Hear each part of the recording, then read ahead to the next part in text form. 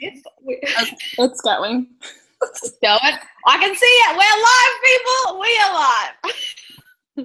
We're just waiting for people to come in case they can't find us, and then we're gonna get started.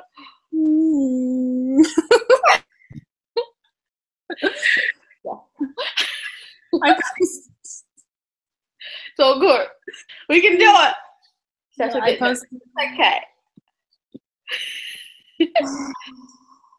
We're going to chat about this book. So if you haven't, I don't have it because I got it from the library. All right. Oh, I can't tell if people come in or not. It should say when people. It says there's one viewer. Hey, viewer. Hey, viewer. We're just waiting to see if anyone else comes. And then we're going to get started. Have you read the book? Yes, I did. Thanks for asking. Hopefully you read the book, viewer. If not, there'll be some spoilers. Some serious spoilers. Some serious spoilers. Some serious. Oh, should I maybe take a photo of us and just be like, we're live. We're live, guys. Yeah, all right. Say cheese. I feel like you're so funny. Your smile was like... It's like painful, right? Oh, Erina! Hi, girl! It's Erina! Hi!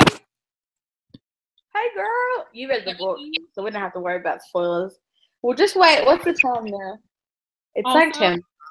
I don't think I mentioned to you there is a delay for us. So, like, I think it's like a 5 or 10 second delay. So for us to each other, or for us? No, on the actual YouTube channel. Oh. Yeah. Yeah, because let me go. Sorry if this makes a really upsetting noise. Upsetting noise. What's the noise? Okay, I'll say hey, Emma, in the chat just in case. Okay. I'll just put and we're live, and I'll tag us. And I just say, should we just get started? Yeah, let's just alrighty. Let's just do it. Alrighty. For anyone like Erin who's been here the whole time, we are here to talk about. Hey, girl. We're here to talk about They Both Die at the End. This was our first book for our Bad Witches read, and we have not discussed it between ourselves, which was very hard, but yeah, here we go. So, are we going to start with our rating of the book? Sure, you're first. All right. As much as this book was a kick to the guts, I rated it a 5. You rated it a 5? Because, oh God. What did you rate it? Like a 3.5. That's all right. That's all good. Yeah, good. It's like halfway. I just think for me, I guess we can talk about other things now, but like, I don't know, this book, as anyone who has it on Instagram, it really affected me, and yeah, I just think it's a good book for fun to read. Because, yeah. But I'm surprised by your rating, actually. Because when you did do a few updates, I felt like you were really mad at me for picking this book. I think, like, one of my questions was going to be, like, for me, I think I struggled with reading this book because it really did affect me a lot. Yeah. I, like, got sad from the beginning. It wasn't, like, you know, just at the end I was really sad. Like, I reckon even in the beginning part of it, I felt really sad reading it, which I think I did struggle. Like, I didn't start this book until, like, what? Like a few days ago, maybe not a few days ago, like a week ago. And then even when I did, I didn't want to read it at work because I knew I was going to cry. And then, yeah, I read it at home. I think, yeah, as much as it's upsetting, I think, yeah, I really did love it. I'm getting like a little bit emotional just thinking about it. We definitely need to pick a less sad one next time. But I think stuff like books like this affect me, and I think as much as it hurts and made me sad, it's a good book for having that effect on me. You know what I mean? Like, I'm getting sad just talking about it right now. I may cry. So I think that's why I gave it a 3.5, because the ending got me like that. It did. And there were parts where it was emotional for me. I think the most emotional parts for me were really when Mateo was sort of facing the fact that he was going to die before his dad even woke up. And I think a little bit of his best friend relationship and how he was just going to die and not even have her there with him or anything and really tell her about the situation. But I think why I gave it a 3.5 was mainly because it didn't affect me as much as I think it affected you. Yeah. But that's just because I'm a robot. I'm way too emotional. That's why. That's why I think I gave it to me. Like, some of my favorite books, like, as Erina, I think it's Erina's favorites too, is All the Bright Places. Like, it's a heartbreaking book and it kills me, but I think I love it that much more because of that.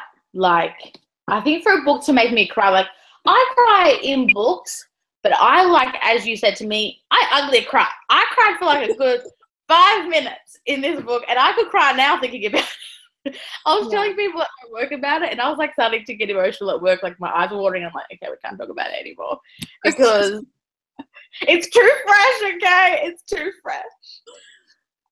Like, yeah. So I don't know if it's up there with like All the Bright Places, but yeah, like that's I think why it killed me too, because like, you know, All the Bright. I think with this one, you know that they're gonna die. It literally says they both die at the end. It doesn't prepare you, though. I don't think that it prepared me. I thought in the back of my mind, I was like, what if they make it, though? Like, I have hope that they're going to make it. I hope they were going to make it. The whole time, I was like, oh, I want you to make it. And then I was like, because obviously, you know, by the end of the book, they get together. But part of me was like, I want you to get together, but also, if you're going to die, I don't want you to get together. Because it would just be so much more heartbreaking. Then I was like, come on, break the odds. I don't know if I liked that aspect. I mean, okay, so the aspect I think I liked of them getting together was the fact that Mateo kind of came to terms with the being gay and kind of coming out and not being afraid, which was really his storyline, you know, about him just being able to face his fears. Yeah. And I just don't know that I liked the aspect of, okay, well, he faced his fears and then he met this guy and spent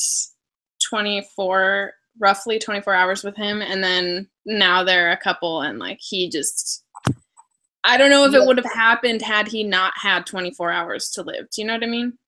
Yeah, which I think is the point, but also I get what you're saying. Like, I like that they got together, but then when they were like, oh, I love you and all that, I was like, I get it. To be honest, I think I would be the same if I had that much time left, to be honest with myself. But reading it, part of me was like, yes, and part of me was like, let's remember you've known each other for like 24 hours. So, like, it's one of those books, though, because, like, yeah, I think knowing myself, I would be like that. I'd probably just give in completely and just, like, know that I don't have much time left, so I'm just going to go for it, because had we been together for longer, maybe it would have worked out. Maybe we would have broken up. But, yeah. I agree with Erina. She wrote about the multiple perspectives of just throwing in other perspectives in there. Did you read that? Oh, I can't see it. It'll probably come up. She was just saying that she disliked the part that there were multiple points of view that were thrown in for a couple characters that like Rufus and Mateo didn't actually meet. And I agree. That was another aspect of this book that really bothered me. because I don't know if you've read The Sun Is Also a Star, but No. it's the same setup where there are like different characters that you never meet, but they kind of intertwine a little bit. And so there are random chapters where you're getting this other perspective of a person that you just like never met before. And I don't necessarily love that setup. I don't know. How do you feel? This is what I think I was going to say.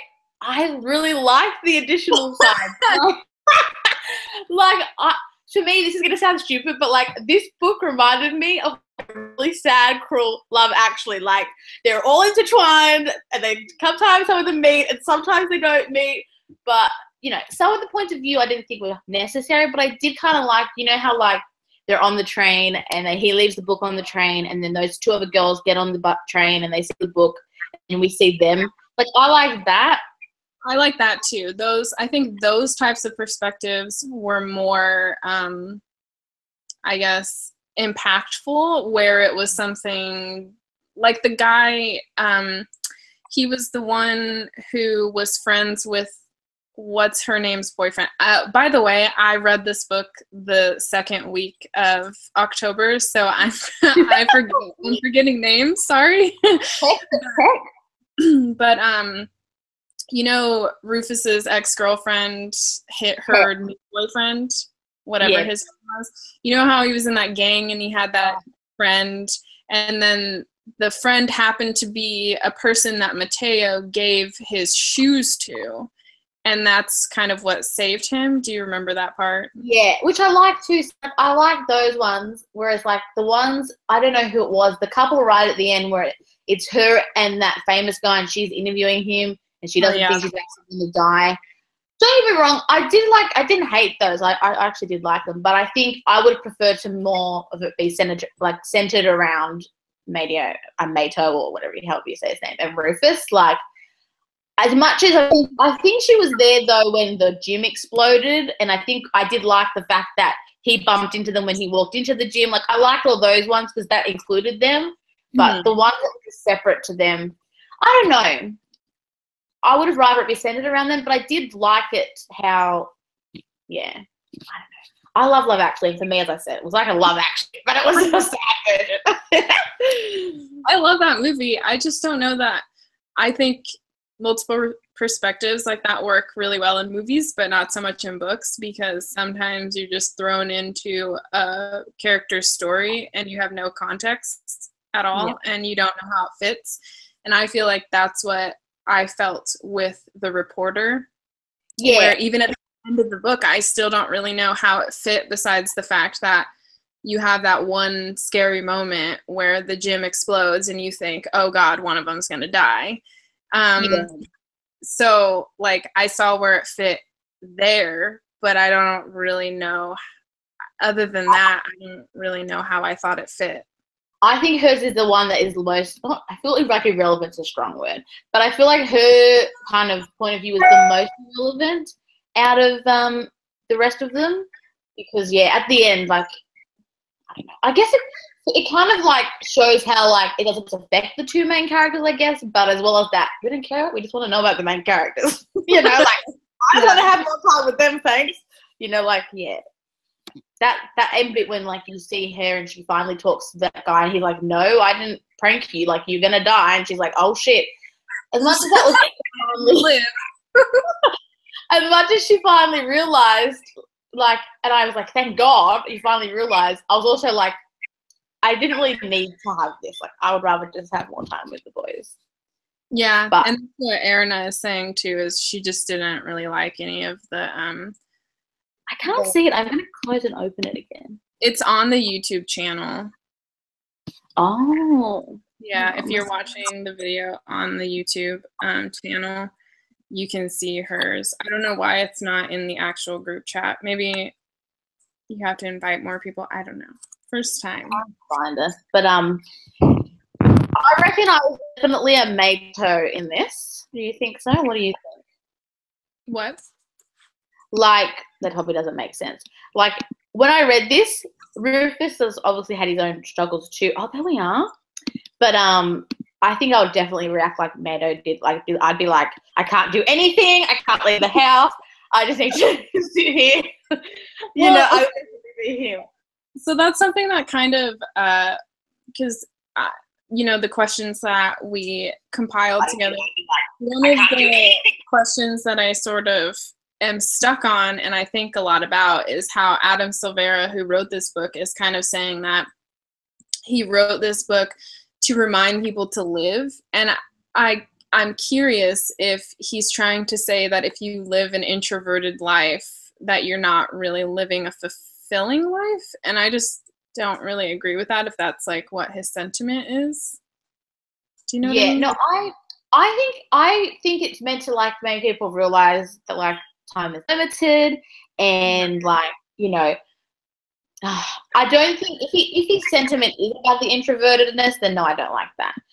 But if it is just meant to make people be like, okay, like life is short, not life is short, but I don't know how to articulate it very well. But I think for me, I read it and I was like, oh damn, like I don't know, like I wanted them to get together. So for me, I was like, come on, you're running out of time here, like do it. Just do it. Together. Well, I mean, okay, yeah, it was nice that Mateo got out of his bubble and sort of started addressing his anxiety and everything. And for me, that's like a nice message to say that you can go beyond your anxiety. You can be more than your anxiety and it doesn't have to rule you. But like being somebody who personally enjoys being a homebody, I guess, and like I don't really enjoy going and partying. It's never really been my thing. And I go and do things. I don't let anxiety completely rule my life, but I am happiest maybe when I'm at home and doing my own thing or like reading. And so I feel I think if that's the message, if the message is if you're an introvert and you can't live your life fully because you're an introvert, then I don't like that at all. Like I think that's completely wrong. But yeah, it's one of those things. Like, I'm the same. Like today it's raining here. Guess what I'm gonna do? I'm just gonna read all day because I'm excited about it. And then we're gonna go to work, and they're gonna be like, "What did you do on the weekend?" I'm gonna be like, "I read all weekend and it was great." They're gonna be like, some people will be like, "I feel you," and other people will be like, "Girl, that is boring," but I don't think so because I love it. So yeah, it's like, hey, I binge watched Stranger Things for like 45 hours. It wasn't that big of a deal. I had a great time. Exactly. I think if that's what it's meant to be, I think for me, I held on more to the message of like, just like, I don't know how to put it. I can't articulate myself. For me, the message I got was like, just like, I don't know, do shit, get it done. Like, just, I don't know. I can't explain it because obviously we're not in that scenario. Yeah. But yeah. I mean, I get you. I feel like another aspect of it was the fact of coming to terms with who you are. And like for Mateo, that was his journey of coming out. And, the thing was, though, is that we don't really get a lot of his internal monologue of why he never has come out. Did you realize that? Yeah, he kind of was like, because when he says that fills in his profile and he left it blank, I was like, okay, cool. Like, I didn't really think much of it in the beginning because it's just like his profile. Mm-hmm. But then, like, certain ways that his perspective was like, oh, I lay my leg against Rufus, like, or whatever. And I was like, okay, maybe not. And you could obviously tell that, like, Rufus was bisexual and he liked Mateo at a certain point. But yeah, I guess it was more after the things that we realized it was more from Rufus's perspective. But yeah, Rufus sort of saying, I guess, I don't know how to explain it. It felt more like Rufus was telling you, like, yeah, Mateo, I'm pretty sure Mateo is gay and I just think he's not coming out. And I was like, that's interesting because we're hearing it from Rufus's perspective, but Mateo has never said that there's a reason for it. I felt like for him, it wasn't so much that he was scared of that life or what it would bring. And I don't think that he was scared that his dad wouldn't accept him or his best friend. I really think that his story was a lot about anxiety and coming out of his anxiety. Yeah. I think he was more like, for me with his story, I think he was more just like, oh my God, Christy. Okay. I think his story was more about, firstly, like, getting over the fact that trying to accept that he was going to die. Because, like, that was his main struggle. But also, I think I can relate to him, like, I feel like he had a few regrets about that he had waited this long to finally realize who he was, and, like, he wished he had, like, kind of had the courage to do things sooner. I can relate to that in a way. Like, as we said, I don't regret, like, I love staying at home and all that. So it's not in terms of that, but I think, you know, we all have our own journeys and everything, but I think I've come a long way from how I used to be in terms of anxiety and even just myself. But yeah, I could relate to that side of his story of, like, I would totally be like him if I was in that situation. And also I can understand his regrets of, like, why did I just leave it till now? You know what I mean? Like, which I think is kind of the point of his book as well. Like, you know. But I was thinking about a lot, and I think a lot about this just because I did have a sick mom, and I took care of her for 3.5 years, and, like, I think for me, a lot of the things with Mateo and his anxiety and blah blah blah, I think what held him back wasn't necessarily his anxiety or fear of living. I think his fear of living came from that he didn't want to live without his dad. And I think that he held back so much of himself and so much of his life because of his dad, not necessarily because he was afraid of living. I mean, yeah, I think there were aspects of him being afraid of living, but I also wonder if those came because of what happened with his dad. Because for me personally, like, and this is something where I related with Mateo more, and I feel like I connected with him a lot more than Rufus. To be honest, I didn't really like Rufus that much. I think I related to him because I developed a lot of anxieties and depression and all of that stuff after my mom died, and, like, kind of during her last year. Like, I developed a lot of those anxieties because of that, and I still even have to work through my fear of, like, death and all of that. So I don't know. I don't feel like his lack of living really had to do with his inability to live. I think it was his fear of living without his dad. Yeah. I just put into context how long, I can't remember, and I read it a few days ago. Does it say how long his dad has been in a coma for? I don't think so. I don't think so either. I don't think it was, like, a very long time, but I can't remember. Yeah. No, I think you're right too. I think, like, a part of that as well was, like, he didn't want to start living, and then, like, his dad wasn't there, like, to be with him and to miss out on these things, like, because that was the, like, when I said I got sad from the beginning, like, the first part that I started to get really sad in was when he went to see him for the first time, and when he, like, was saying goodbye and had the letter, the picture, and I was just like, oh damn, oh God, it's starting. Oh, I was like, shit, because, like, fuck me up. Where's the tissues? I need the tissues. But I completely agree with you in that sense. I think small parts was, I think he was worried what people think, very small parts, because I think he did mention that a few times, and I think he was quite scared of what others would think of him, not in terms of his sexuality, but just in general, like him wanting to sing and, you know, but I think he was just so close to his dad, and he just, I don't think he wanted to live on. Do you remember what happened to his mom? I think she died in childbirth. It's just always been them. Okay. I couldn't remember. I mean, I knew she wasn't around because she died, but I couldn't remember. Which is... Oh, God. See, I did like Rufus. I did like him, but I definitely like Mateo more. 100 I think I liked Rufus more in the end than I did throughout the story. I like them both. I don't know. I think I kind of did. I liked him, I think, from his funeral, and then I don't know. Part of me kind of was like, I get what you're saying. Like, you kind of felt that Rufus was trying to like push him a tiny bit. I think that's what Mateo wanted, though. Like, not to be pushed out of whatever his sexuality, but just to be. He needed Rufus, and I think sometimes when someone is trying to do that, maybe it's confronting. Like, if someone comes to me with tough love straight away, sometimes I'm like, and I get all defensive, and I'm like, no.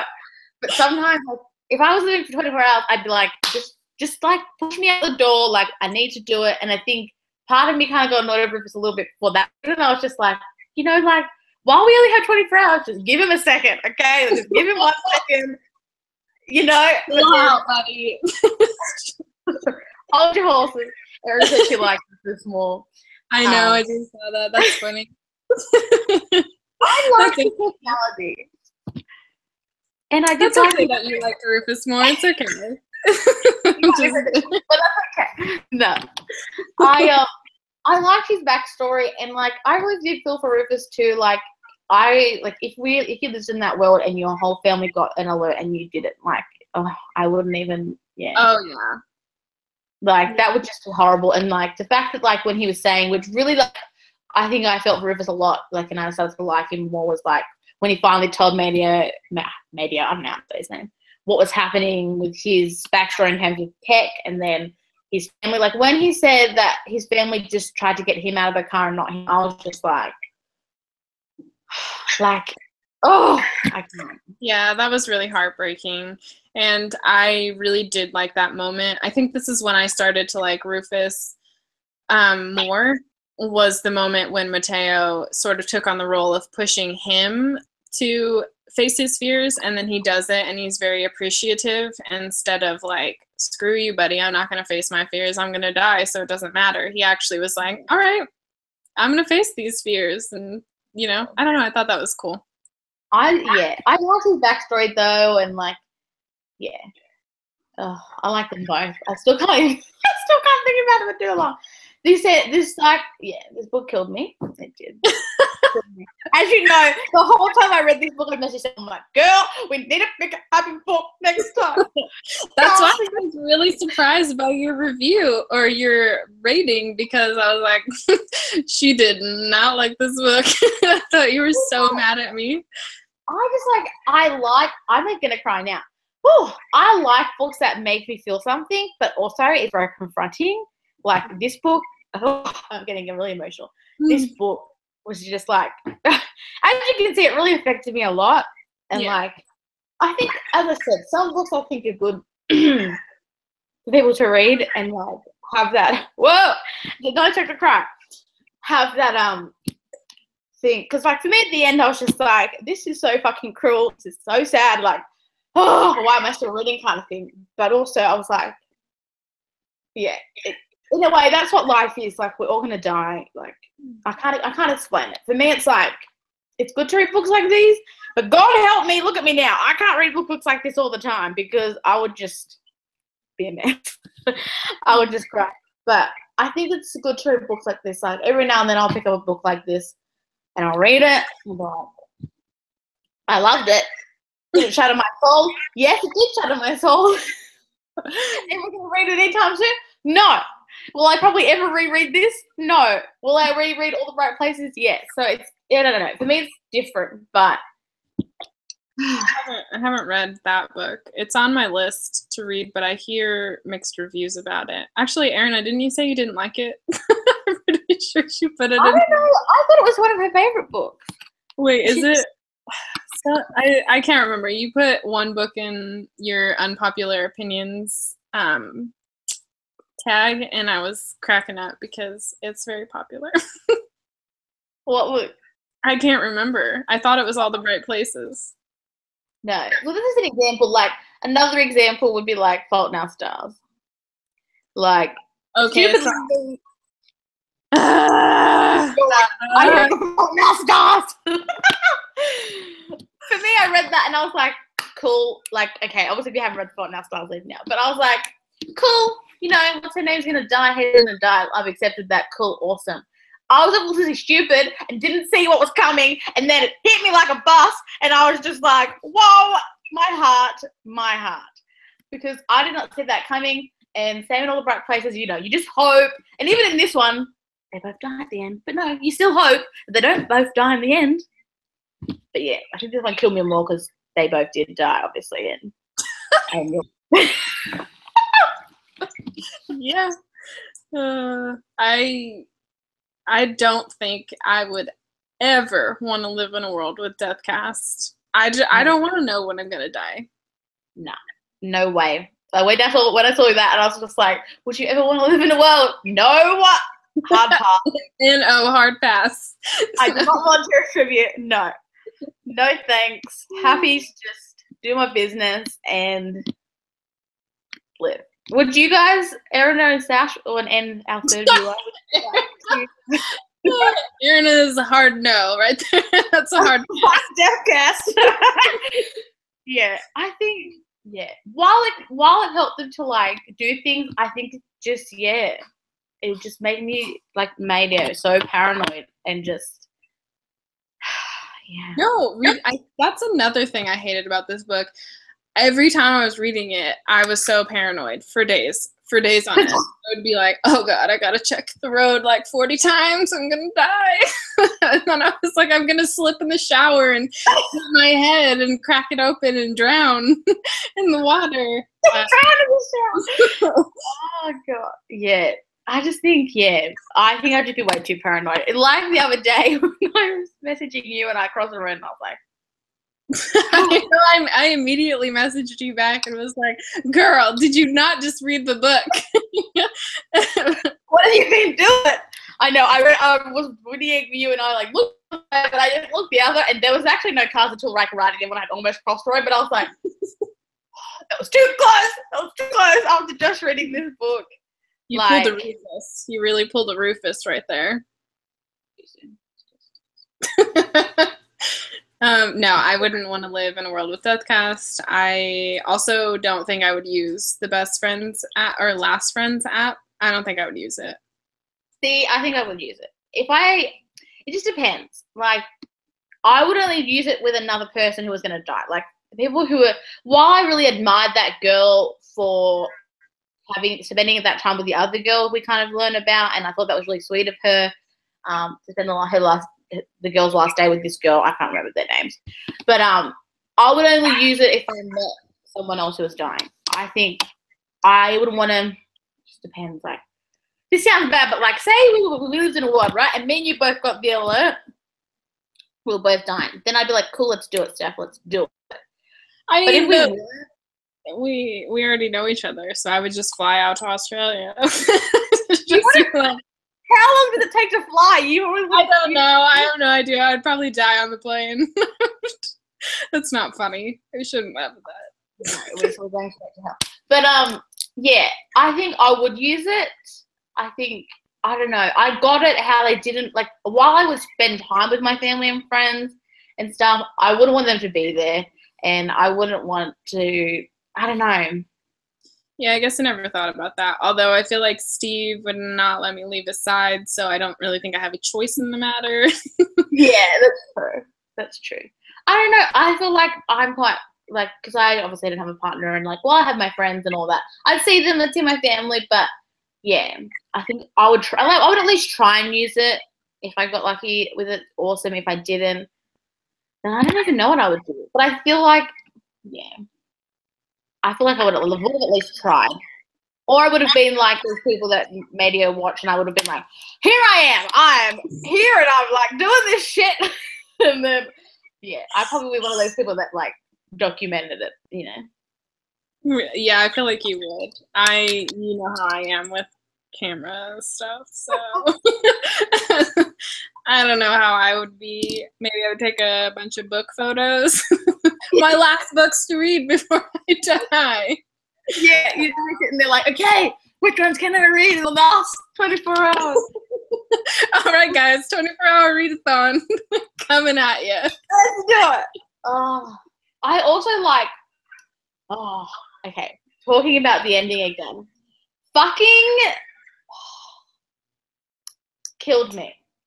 when they're just like, okay, we'll just stay in this little area, okay, and we just won't leave. I was like, yeah, maybe if you stay, you'll just survive. So just stay in the area. Stay in the room. Stay. Well, and then you get that foreshadowing that we all missed about the stove. And then who would have thought that that was the thing that did him in? I can't. And then, and then Rufus is like, wake up. And I'm just like, no. I don't know if I was kind of sad for Rufus to have to witness that. I mean, either way it would have been sad, but it's a terrible way to go. Huh? It's like a horrible thing to see. Yeah, and he already saw it happen with his parents, I guess. So it was like, did the author make this choice because he felt like Rufus already has been through it, so he's strong enough to deal? Or I don't know. I felt like that was a little cruel. Yeah. Yep. Because his whole thing, this is what kills me, right? This is my thing. The thing that kills me with Mateo was his whole thing was that he wanted to die in his sleep. He just wanted it to be quick. And yes, I obviously wouldn't know. But I feel like what happened to him, yes, it might be quick in the beginning, but I feel like, I just feel like I wish, just horrible. Horrible. Although when Rufus went to the hospital and talked to his dad, I was just like, gone. Just like, oh, yeah. That's when I started getting, I think I got more emotional about Mateo's death scene and then the hospital scene than I did that Rufus got hit. You know? What Rufus scene? Oh, his family. Yeah. No, at the end when he dies. I think because you don't. It's like you just know he dies. Yeah. Yeah. Part of me was glad that we didn't really see anything. Part of me wanted to I don't know. This is my thing with books.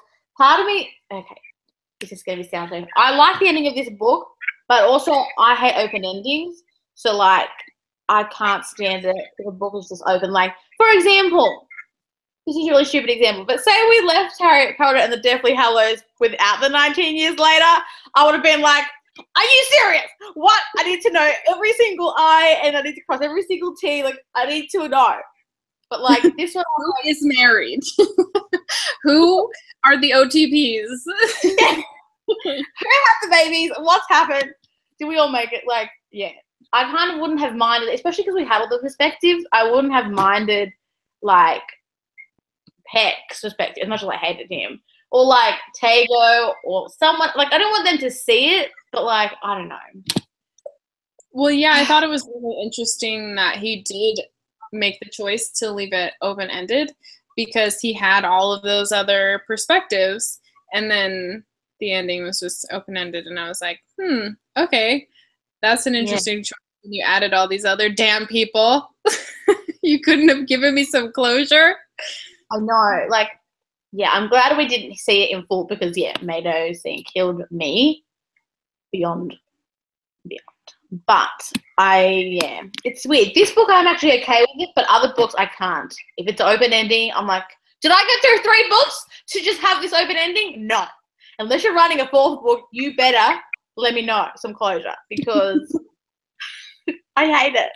Which is why, what book did I read? It was really open. I can't remember, but I just can't. Which one was it? It was a John Green one. I think it was Paper Towns or. Well, that's the worst book ever. Not ever, but up there. I hate that book. I hate it so much. I don't care. Come at me, people. I hate that book. I hate it because I was like, okay, cool. I like the whole mystery. Yeah, let's do it. Let's follow the clues. Love it. And then we got to the end, and I was like, is this it? Because really, we've made it this whole book. This is the ending. And this is what I get. Thanks, John Green. They weren't even clues. Yeah. Oh my god. We're getting off track. But I like the movie better for Paper Towns because I feel I got the message more, whereas in the book I didn't really get the message and I was like, what the fuck is this shit? But yeah. Oh, this book killed me. Unforgettable movie for me, apparently, because I forgot it was a movie. It was unforgettable. Unforgettable.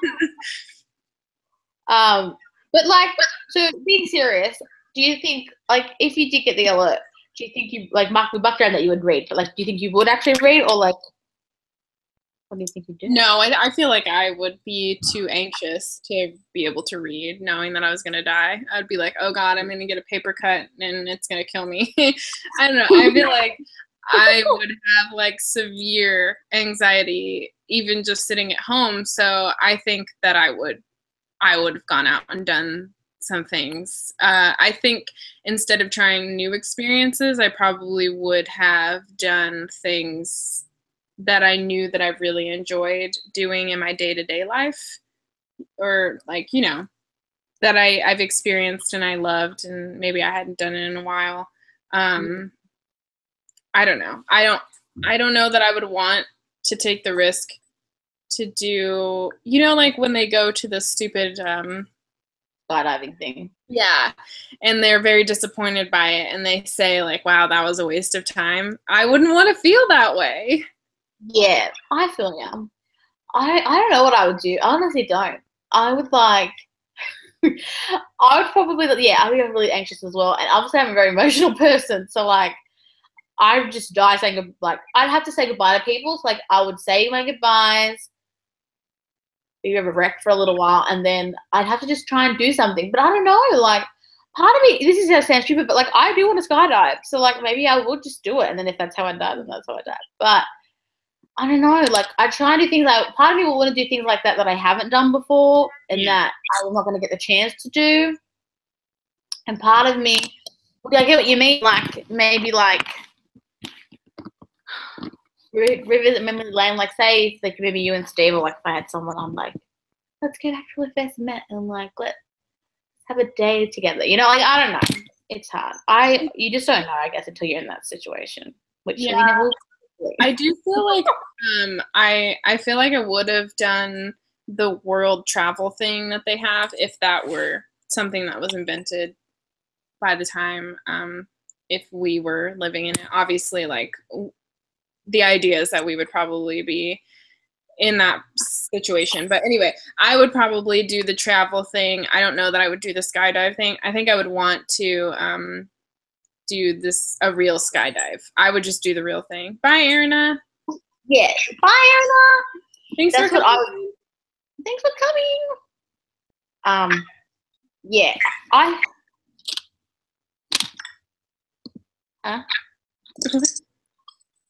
I thought you were talking. This is a delay on I was in the YouTube video and you were still talking, and then I was like, what are you saying? And then I realized you weren't saying anything. Sorry. Yeah. I would want to do the real skydive too. And as much as I'd probably do it though towards the end of the day. So I'm like, if that's it, then that's it. That's when I go splat. That's all, you know? Yeah. You know what, though? I literally thought about that after reading this book. I was like, what if I did that? And I swear I had like a dream, and I was like, that happens. And I was like, okay, that was some thought. Let's never do that ever again. Yeah, no.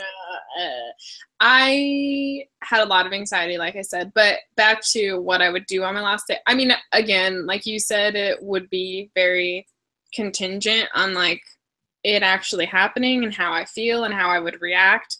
Part of me thinks that I would react very irrationally and be very emotional, but then part of me thinks that I would just like keep it together and just try to go do stuff and be in like slight denial that it was going to happen, kind of like the reporter. It's not going to happen, it's a prank. For me, I think now that you've actually said that, now that I think about it, like, knowing me, I think I'd first be like, oh fuck, like, what the fuck am I going to do? Like, I can't leave. Like, I'd have my anxiety moment, and then I think I'd have my like goodbyes if I could, and then I think I'm really angry. I think I'd be like, are you fucking kidding me? Like, and then I'd just probably be irrational, but like, well, I'm gonna fucking die anyway, so I'm gonna go do this. Fuck you, world. Fuck you. I would try to say, I would like to say that I wouldn't be irrationally angry, but I probably would. I would probably be so mad. Why is this happening? But I don't know what I would do.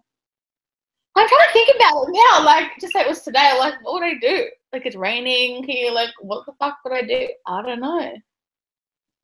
It's just a weird thought. I just don't know. Like, imagine if like it happened right now. Like, I've only ever met you over like we've met obviously like this, but like I never met you. Like, I haven't met some other friends. Like, I'd be so sad. I'd be angry. Like, what the fuck is going on? That's what's hard too. I think something that really struck me as well is the fact that it's 24 hours. Like, they can only determine up to 24 hours. Why can't they determine longer? Like, say, oh, you have a week to live, and that way you can be like, all right, shit, I'm gonna go travel.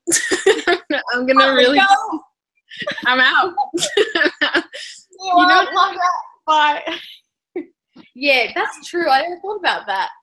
Why 24 hours? Like, surely it could be at least 48, or at least a week. But then you'd always like, why can't I know a year in advance? Why can't I know a month in advance? Yeah.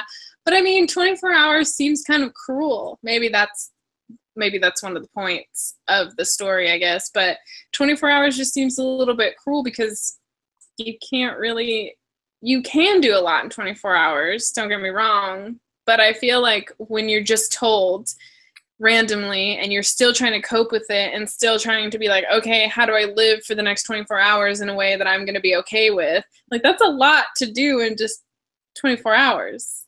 A lot of pressure. It is. I am.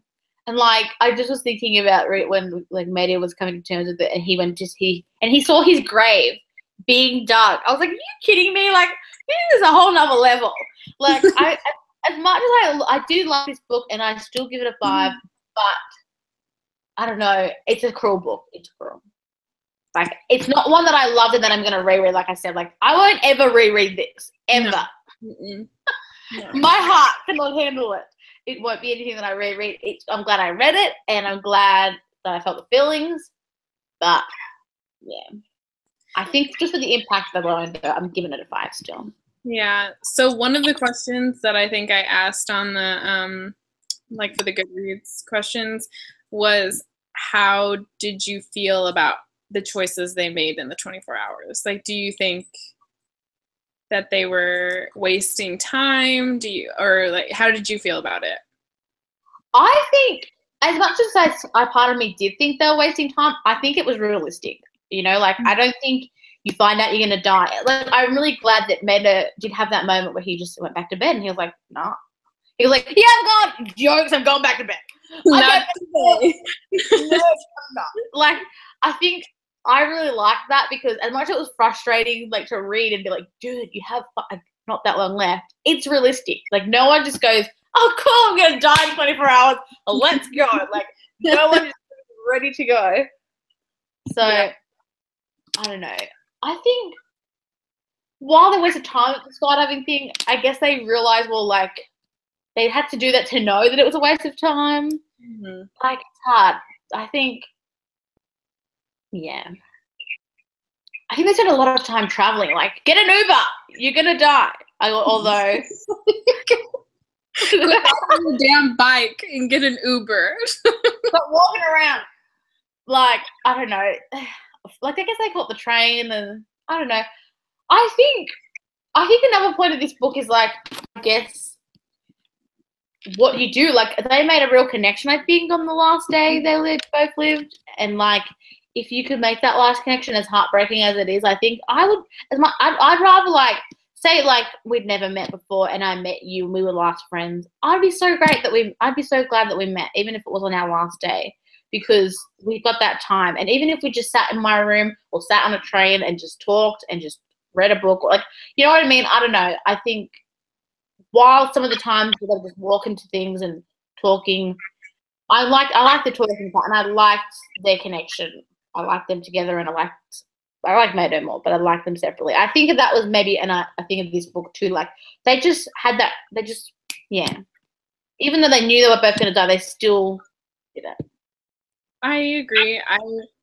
I don't know that I think anything they did was a complete waste of time. Like, I think in the moment of reading it, I was like, come on, guys, you have 24 hours to live and this is what you're doing. Like, get over, you know, the moment when Mateo gets all freaked out because Rufus had the cops called on him. I was angry with him. Yeah, and I was like, you're wasting your time. I mean, you're going to die anyway, and he's not, I don't know. Anyway, I don't even know how to explain how I feel about it. I was just like, that's dumb. But I think that one of the things I got from it was that it's not so much about what you do in the 24 hours. It's sort of how are you connecting and how are you feeling? Because I think what's hard for me is to think how my family members would react to that. And like, would it be a really crappy 24 hours with family members because they're sad and they're dwelling on it and they're like freaking out too? So I wonder if like using the Last Friend app is almost a better alternative, as horrible as that sounds, because obviously most of us want to be with our family members, like our last moments. But at the same time, you have to ask the question of like, well, was it better for Mateo and Rufus that they ended up making their connection and doing what they did because they really came to terms with a lot about their past, and they probably would have never been able to get to that point had they not met each other and made the connection and stayed with their families. Yeah, no, I agree. I think, like, I mean, you've met my mum kind of, and you can already tell, like, she would just die. She would not be able to, like, I just know, like, I would want to be around them. Like, not that I wouldn't want to be around them, but there'd be a point where it would just be futile because, like, yeah, as much as you want to have those moments with them, yeah, you don't want to spend, like, if that happened to me, I feel like my family would just sit and cry. Like, do you know what I mean? I feel the same. I feel like I would probably pull a Mateo in this situation and just say goodbye and not let anybody know. Yeah, not let anyone I didn't need to know know. Like, I'd tell my friends and I'd tell my family, but everyone else I'd just be like, cool. And, like, I do things that I wanted to do. Like, if I wanted to say things to people I hadn't said, I'd say that. But, yeah, I think, like you said, they wouldn't have had that experience and they wouldn't have done that if they hadn't met each other. So as cruel and as sad as it was at the end, I think, yeah, I think I would do that. Just depends. It's so hard. Part of me, I think maybe part of me wouldn't want to use the Last Friend app, but just be like, fuck this shit. I'm just gonna, be angry and whatever. But then also knowing me, like, I probably would, because I wouldn't want to be completely alone if I didn't have my family. But it's just like, who thinks of this shit? Adam Severa, what are you doing? He has another book called, I think it's History Is All You Left Me. And have you read that?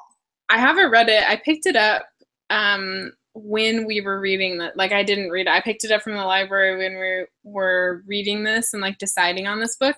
And as I started reading, they both died at the end. I was like, no, I need to return this because I'm not going to be able to read both of these at the same time. But like, the premise is he has a boyfriend. The main character has a boyfriend, and that boyfriend dies. And then the story is surrounding how he's coping with the death of his boyfriend. And I'm like, no, not today. Hard pass, Adam. Hard pass. I think Adam, I'm going to pass on this one. Thanks, though. Thanks for the feels, but no. I have actually, I just looked it up then. I had a quick skim over his synopsis. Yeah, no. I've looked that one up before, and I'm like, yeah, no. Not today. He has another one, too, but I just, like, he's a great writer, and I love that he has, like, representation, and he has really unique concepts, but I just... Oh, yeah, more happy than not. I'm just looking it up now. Oh, part Eternal Sunshine of the Spotless Mind. I love that movie. Part Aristotle and Dante's Discover the Secrets. So that one seems better then? I'm not going to read the full thing now, but I love that movie. I do want to read Aristotle and Dante Discover the World. Is that what it is? Is that what it's called? Oh yeah, is that the one with the cover and it's like a truck and it's like the stars? Yeah, it's a really pretty cover. I've heard very good things about that. I haven't really read much or looked into it much, but I've been told I should read it. Oops, my head's getting cut off. So yeah, I do want to read that one. But yeah, Adam, love you, but I'm gonna pass on your books for now. My heart can't take it. Like I literally cried in our live video. Like I didn't cry, but I was close. Like, no, look what you did, Adam. You're in big trouble. Did you read this book quickly? Do you feel like? Well, okay. Admittedly, as I said, I started reading it probably I only started it in the last week of October, but I didn't want to read it at work because I knew I was already sad. Like I could just tell. But when I first decided at home I was going to read it, I started finishing most of it on the 31st and I finished it on the 1st. So I read it in like 2 days. So I think if I actually calculated the amount of time I sat down and read it, I probably read it in a day. But I had to take long breaks. Like there was a week. So I started in the first week of October. Actually, I might have started before October because I remember talking to you about this book and saying, wouldn't it be cool to do this one for our book club because it seems like it would spark a lot of conversation. Yeah, great choice, Steph. Great choice. Yeah, really screwed up that one. No, anyway, it's a good book. It's a very good book. But I think I might have started reading it before October even started. And I don't think I finished until the end of the second week in October. And I took like 4 days away from the book because it was making me so anxious and paranoid. And I was having like weird dreams and I was kind of feeling weird and like in a funk. And I don't know if you've ever watched the show, why did I bring this up? Because now I can't remember the name of the show. But the premise is like they died and now they're kind of like Grim Reapers. I used to watch that show a lot and it gave me the same kind of feelings. I'll have to look up the name of the show. Yeah. But yeah, I had to take long breaks from it just because it was making me feel some kind of way. And maybe that's why I wasn't so emotional throughout, because I did take long breaks from it. I definitely think, I remember telling you, like, I don't know, maybe it was the book and I just didn't realize. I thought I was in a bit of a funk last week. But maybe looking back, maybe it was the book because I started reading it and then, don't get me wrong, I started it on the Monday and then I didn't continue reading it until, oh God, what's the dates? I start reading it. I started it on, oh, never mind. I stopped reading it on Monday and then I continued on Tuesday. But like, yeah, I definitely think it definitely put me in a funk. I was like, well, fuck, like shit's getting real. Like, yeah, I think it affected me more in terms of like putting me down. Like, that's what I said to you. Like, I can't read this at work. I'm not going to read it out anywhere but home because I know I'll get really sad. And yeah, now that I think of it, maybe it was the book that put me in that funk because, yeah. Probably because that's how I was, and so I just like had to put it down because it definitely wasn't a hard book to get through in terms of writing style and I really liked his writing. Yeah, and concepts and understanding, but I think it was just emotionally how it made me feel and the anxiety that it brought up in me, and like I said earlier, you know, how it really brought up a lot of past feelings with my mom and taking care of my mom and just the feeling of, it's been almost 6 years now since she passed away.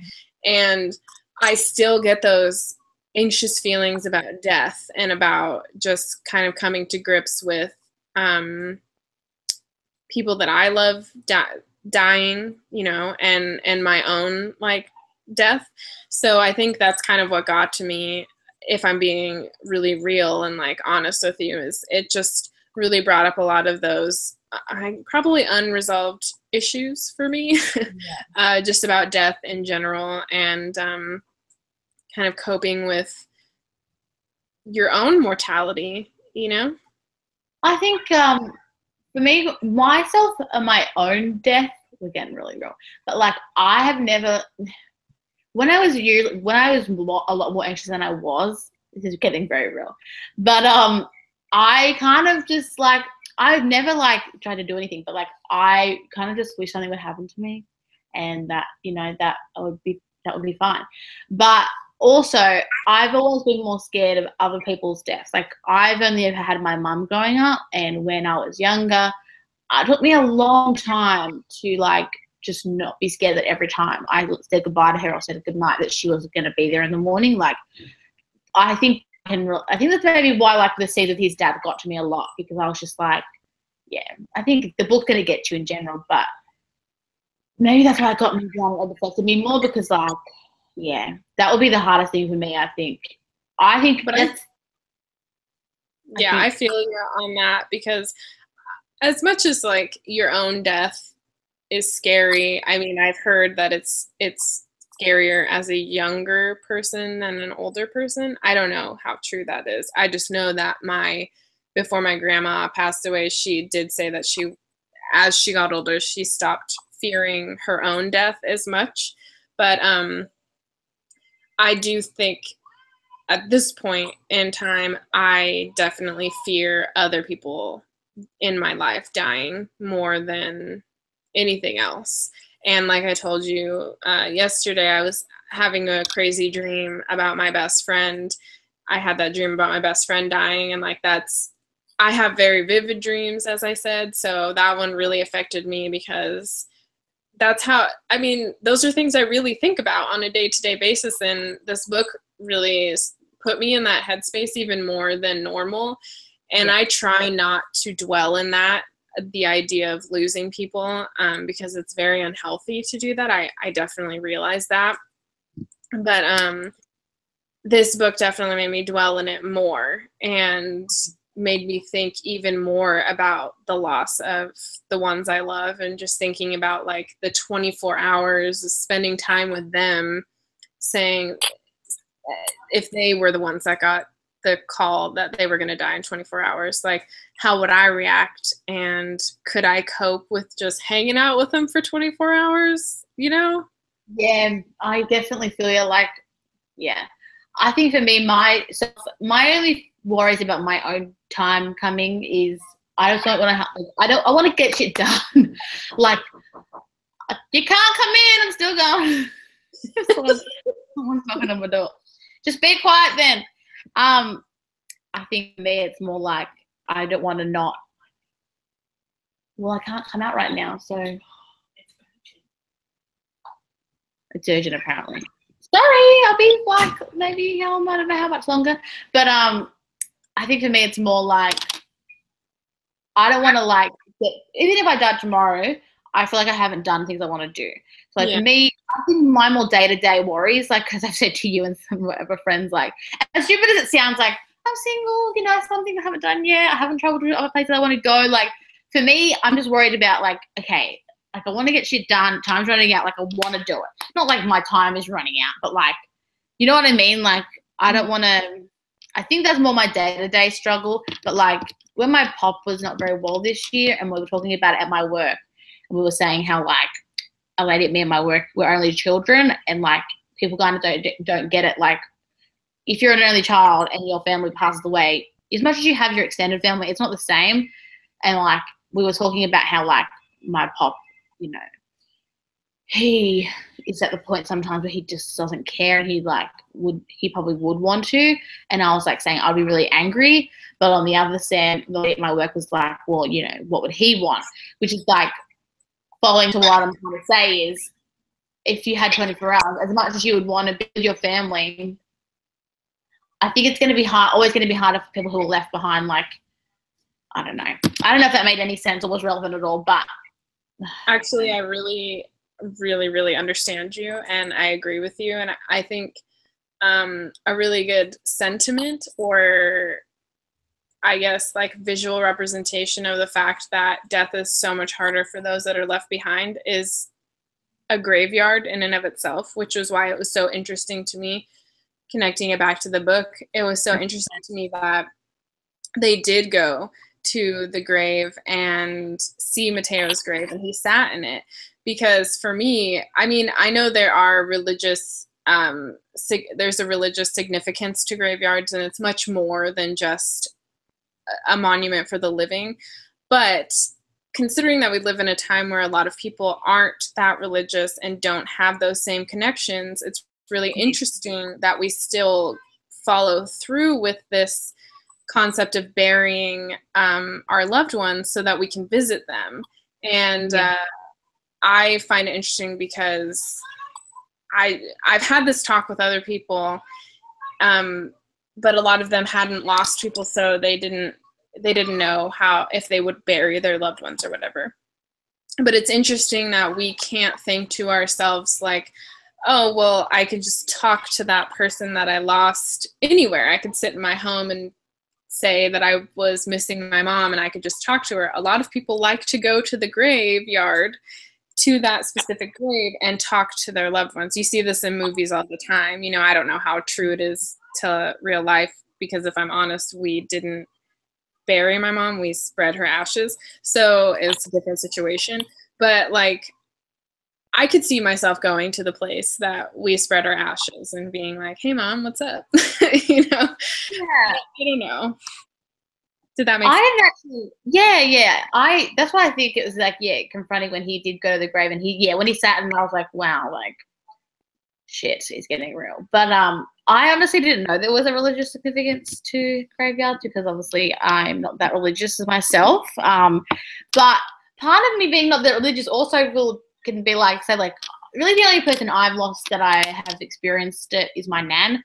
Whereas like, if I want to talk to my nan, I'll just be like, hey nan, like, just sitting here. But I do get that, like, you know, I could go there and do the same thing. Like I do the same thing whether I'm here, or if I'm at the grave, or I'm at her, she's cremated, so if I go to her plot, I'll talk to her the same kind of way, or I'll touch the plot and stuff like that. I don't know. For me, like, I honestly didn't realize that there was that significance to it. But yeah, it's definitely more for, it's being someone that's not religious. It's just more for the person's, people who are left behind than the person. Yeah, I mean, loss is just so hard for anybody that's left behind, because you have to now learn how to live your life without whoever that significant person was. And I think that is what's hard for me, is that a lot of the people that are in my life now are significant people. Like, the people I hang out with the most and see the most and talk to the most are very significant. I don't really have a lot of acquaintances. I'm unfortunately a very introverted person, and I don't have a lot of acquaintances.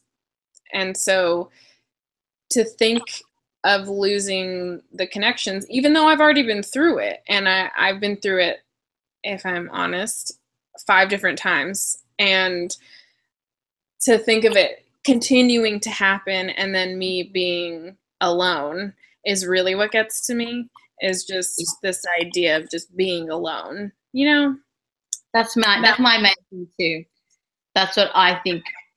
That's what I think, as much as that scene with Mateo is horrifying, I also just felt so sad for Rufus. Like, he was just alone again.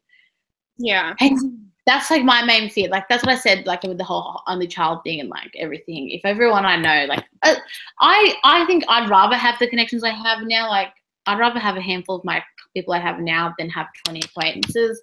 But it's going to make it harder if anything ever happens, you know? And that's my thing. That's my thing as well, that, like, I took a note of when the Mateo died to, like, the end of the book. It's not that long. It's, like, not even an hour, I don't think. I think it's, like, Mateo dies, and then it's maybe an hour, maybe 2, not even, and then, yeah. You know what I mean? Mm-hmm. I think that showed real significance, too, because I was like, yeah. That's my fear. Yeah.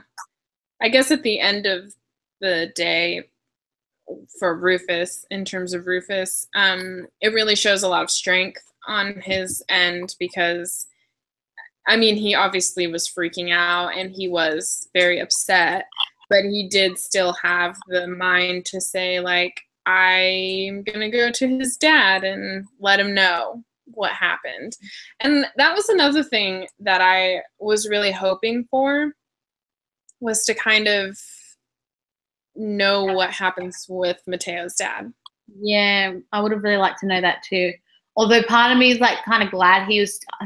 It's so hard. Part of me wants him to stay in a coma because now Mateo's gone, but part of me wants him to wake up because I don't know. It's just so hard. You know, because that would be devastating. Yeah, for his. I'm like to like with the whole Rufus thing. I am glad we didn't know what happened. Like essentially, obviously, it's implied, but part of me got annoyed at that too. I get it, like you know you're gonna die, and like you're kind of done now because you've basically got 2 hours, and you know you're really like just done. But I was kind of annoyed that's what happened. Yeah, I don't know. I like I said in the beginning, I had hope that they weren't gonna die. I thought that they were gonna beat Deathcast. I really hope so, especially when they got together. But like literally the whole significance of the line, because he's done it before in the book. He tries to walk across the road and Mateo stops him, right? Yeah. And then this is the last line of the book, people. He says, I crossed the street without an arm to hold me back. No! No! Like, are you kidding me? Like, I'm glad that's all we know about it, but also I kind of was annoyed. I was like, seriously? Like, obviously we're not going to be happy no matter how they die, but I was just like.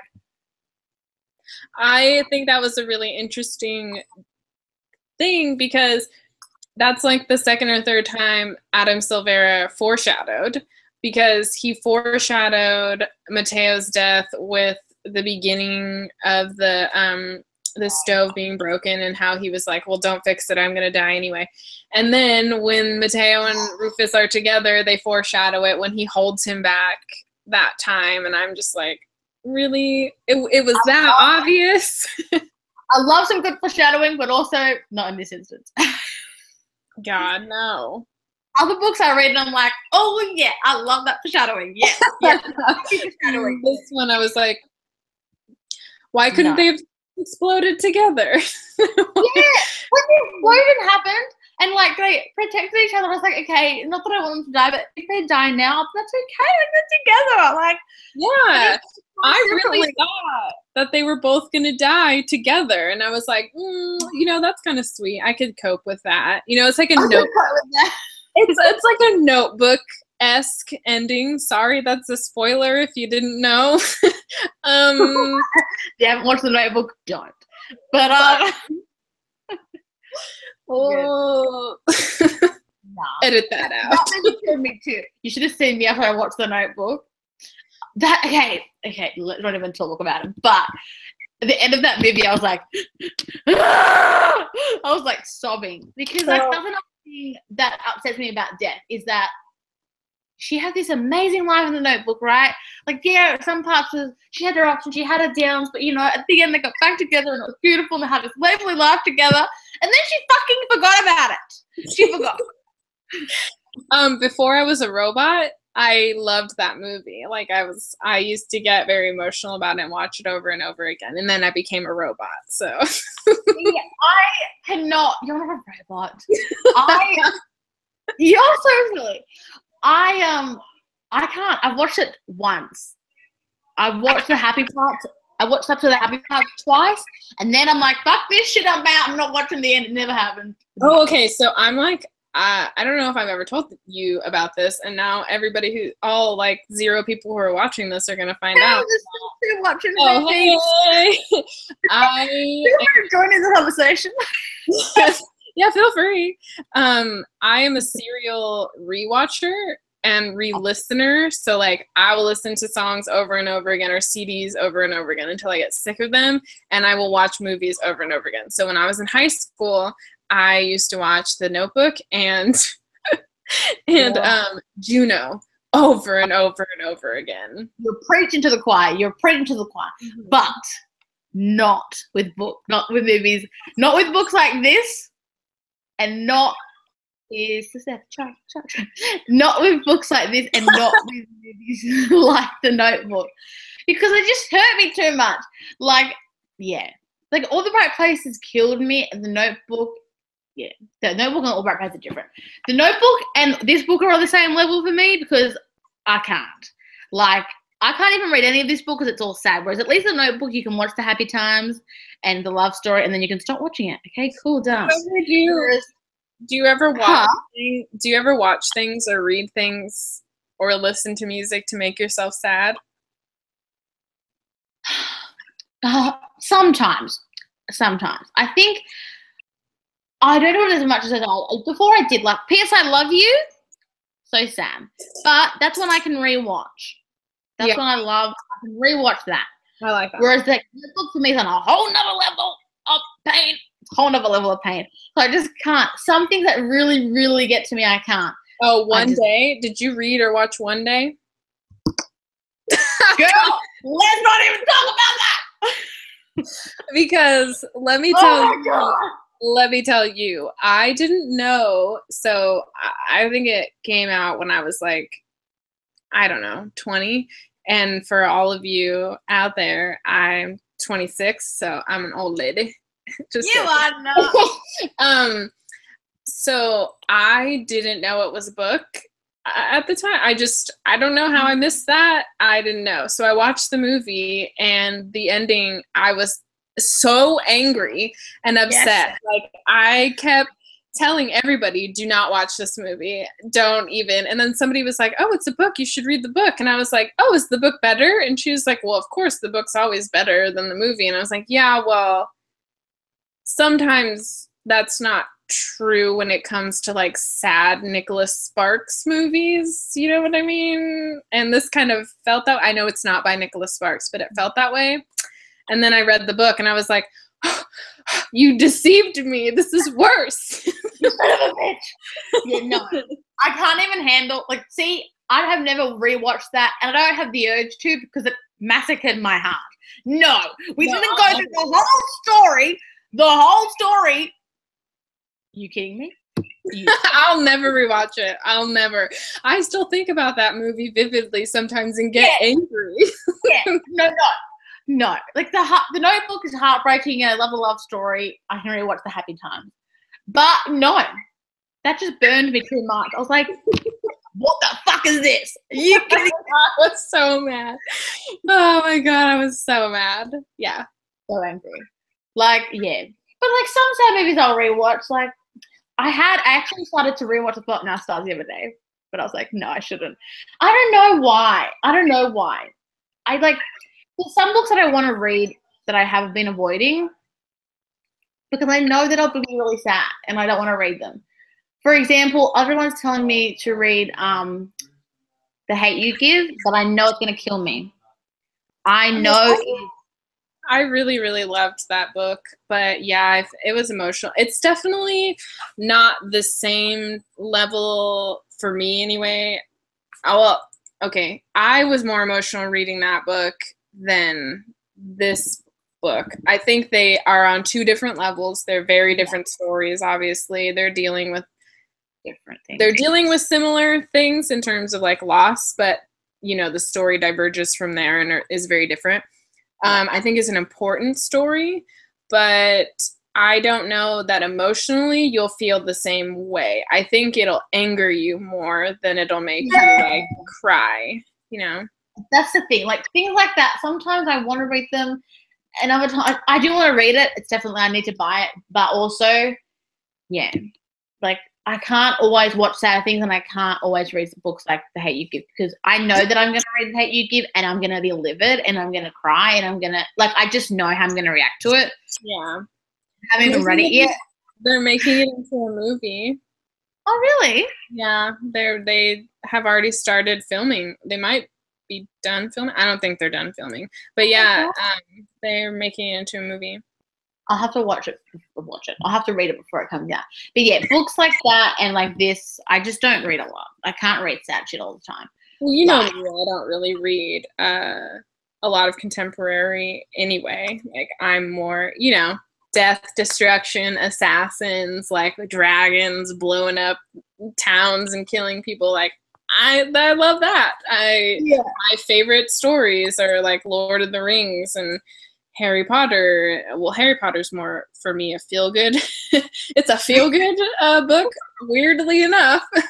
Yeah, But, you know, I love like Lord of the Rings and The Hobbit. You know, The Hobbit's one of my all-time favorite books, and I like horror and stuff like that. So contemporary is usually a hard pass for me. So a 3.5 is a pretty high rating for me. Yeah, I love how you like contemporary is a hard pass for me, and I'm like, I know. Oh, you did ask me the other day if I read those because I told you I bought them for my niece. No, I did not read them. Probably won't read them. No. I don't think it's a cup of tea. They are going to be movies. I know that. So maybe I'll just watch the movies.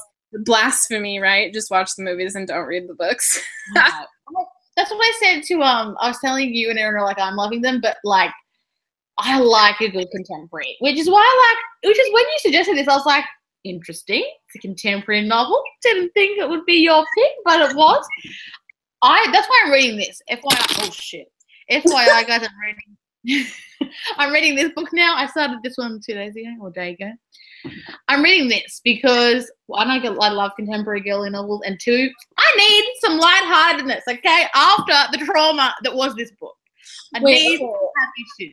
So I have a question. Her name is Jenny Han, right? The one who wrote that? Yeah. And did she write the series The Summer I Turned Pretty? Yeah, I haven't read that one. She wrote The Summer I Turned Pretty, which is, I think, a trilogy as well. Okay. Just curious. I saw it at Target, and I don't know why I didn't connect the dots of that author, but I'm going to keep reading these, and I'm going to see how I go. And then if I like them, which I love so far, I don't think that's really a question. But I'm going to try The Summer I Turned Pretty. I love it. I've heard really mixed things about that. I've heard some people find it to be like not as good as is it called P.S. I Love You? Yeah, I've heard people get bored in this one, but like I feel like I'm gonna be the minority. I've heard that people like the P.S. I Love You more than The Summer I Turned Pretty. Oh, sorry. I thought you were talking about the first and the second book. Yeah, I feel like I haven't spoken to one person about this, but the person I did said they got bored. But that's only one person I've spoken to. But I haven't actually really heard of The Summer I Turned Pretty, whereas I've heard of them a lot on Bookstagram. So yeah, but speaking of problematic books, I guess I haven't read it, and again, I don't read contemporary, but it was like a contemporary that I was semi interested in for a second, and then I was reading like a thread about it. Was the Bronzed Horseman? Never read it. I guess it's like supposed to be a World War II, and I love the reason I was interested in it was because I really love books that are set in like the World War II Europe setting, you know. I enjoy those. Like I read The Zookeeper's Wife and like The Boy in the Striped Pajamas, all those books. I love them. Even though they shatter my soul a little bit, but that one is set in that time period. But I've heard that like one of the main characters is a little bit rapey, and I'm just not into that. You know, it makes me really uncomfortable. Yeah. Yeah. No, I haven't read it. I personally don't reach for books that are historically fiction based. Oh yeah, you don't like historical fiction, huh? It depends, because like, okay, this is going to sound really stupid. This isn't historical fiction, right? But like, I really want to read The Infernal Devices, but it's set in like olden times. Oh, yeah. Historical by any means. It's in the steampunk era. Oh well, there we go.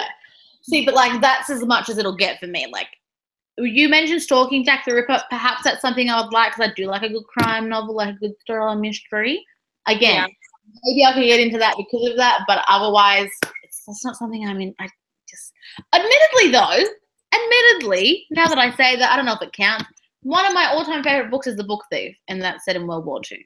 See, that's what I was saying. Well, and I'm ashamed. I haven't read that one yet. It's on like my big list. It's on my big list of like. You want some soul-shattering books? Read the book, Steve. Read it. Yeah, I mean, I will. It's on my list of like books that I'm going to read in 2018. I'm not ready to read it now, and there's only like 2 months left in this year, so I'm just like, I'm good. Fair enough. Well, maybe we can add it to our list. Oh yeah, sure. But yeah, no, that one's really good. That is really good. Should we maybe talk about our next book? Oh yeah. Yeah. We both have it. Okay. Steve! It was too. You got it. Okay, we'll do that and wrap it up because I think we've been here for a while. Sorry. So I'm enjoying it, but yeah, I just get a little sneak peek. You gave it away. Our next book, you can say it if you like. Oh, I didn't pick it this time though. You could say it. Okay. I picked this book. Steph picked the first one. I picked the next one, and we're not sure if we're going to do random selection or we're going to keep picking. But the book we're reading next is "One of Us Is Lying." One of us is lying. One of us is lying. I'm super excited to read this. I've actually read up to chapter 2, but I'm going to start again because it was like a few weeks ago now. This is another contemporary, but it's different to our last one. It's sort of a mystery. Who done it? So we will be sharing.